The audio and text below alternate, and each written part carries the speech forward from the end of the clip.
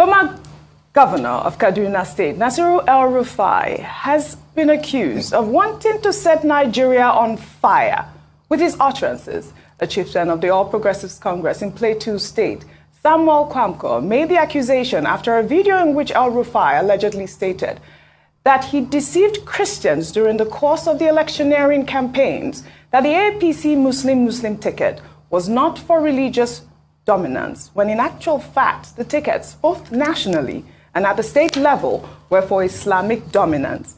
In the video, which has since gone viral, El-Rufai is reported to have also said that the victory of Bola Ahmed Tinubu had silenced the Christian Association of Nigeria, adding that he will sustain an Islamic-dominated government for 20 years and unending, not only in Kaduna State, but in Nigeria at large. Kwamko, who is also a former national director of the Christian Association of Nigeria, while reacting to El-Rufai's comments, expressed disappointment at his classification of citizens of his state as them versus us, which to him meant that the former governor cannot be exonerated from the wanton killings, demolition of houses, and places of worship of Christians in Kaduna. Well, let's take a listen to a short clip of that video before we come back for a discussion.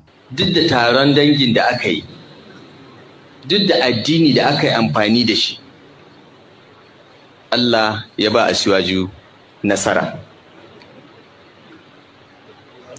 Abinda muka samu muka yi a Kaduna yanzu an yi shi a ƙasa gaba daya.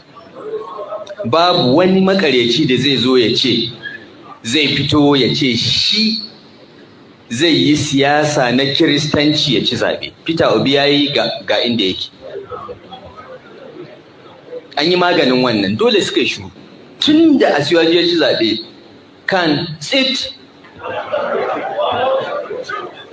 To da haka ne za a samu zaman lafiya a ƙasar nan. To shi ma ka gani aka sake aka ƙara sai komi sai ya. Wallahi abinda muka yi kenan, kuma ni da wasu daga cikin mu a ganin mu mun gama aikin. This has caused a huge debate on social media as well, but let me take a tweet before I take your comment. This person wrote, "It is really disappointing for El-Rufai to brag about religion in a country that is trying to heal. What is the point of the speech? What point is he trying to prove in an election that was clearly questionable? The APC, tell your man not to sow seed of discord in this country." Over to you. This is a tough one for me. I schooled in Kaduna, went to Sultan Bello Primary School. I went to FGC Kano.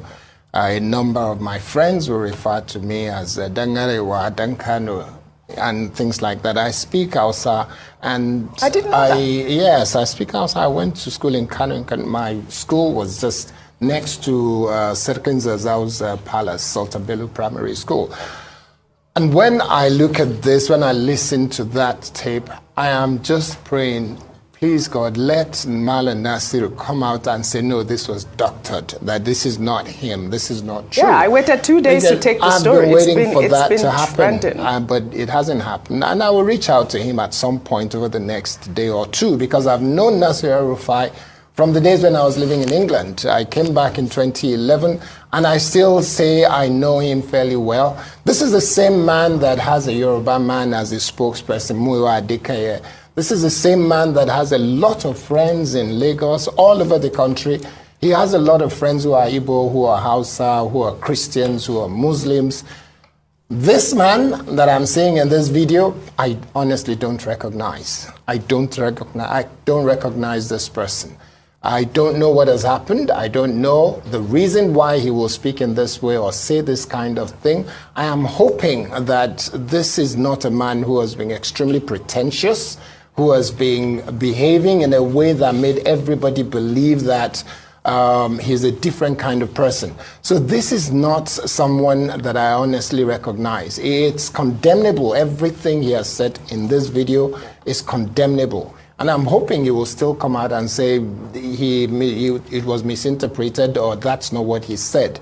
But if this is what he has said, this is condemnable, is despicable, is not acceptable for anybody in public office, anybody outside of public office, no matter what you do, you cannot say things like this and be taken seriously as somebody who has been involved in so many things that have shaped the future of Nigeria, and somebody who has a level of influence and capacity to really shape the future of this nation. This is not acceptable behavior. These are not the kind of words that you would expect from someone like him.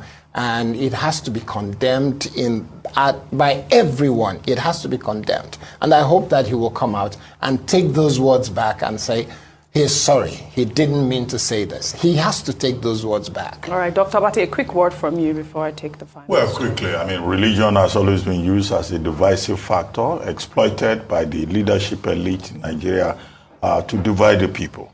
And in this particular case, we've just seen another instance in which, you know, a political figure, a leadership figure, is using religion. He was speaking to a group of imams, and he was thanking them for the help that they have provided, specifically in Kaduna State, for ensuring a Muslim ticket, and also at the national level in ensuring a Muslim ticket. And he got carried away and got to the extent of saying that, look, a Muslim leadership will be imposed, both in Kaduna State and also at the national level of Nigeria for the next 20 years. That in itself is insensitive, is provocative.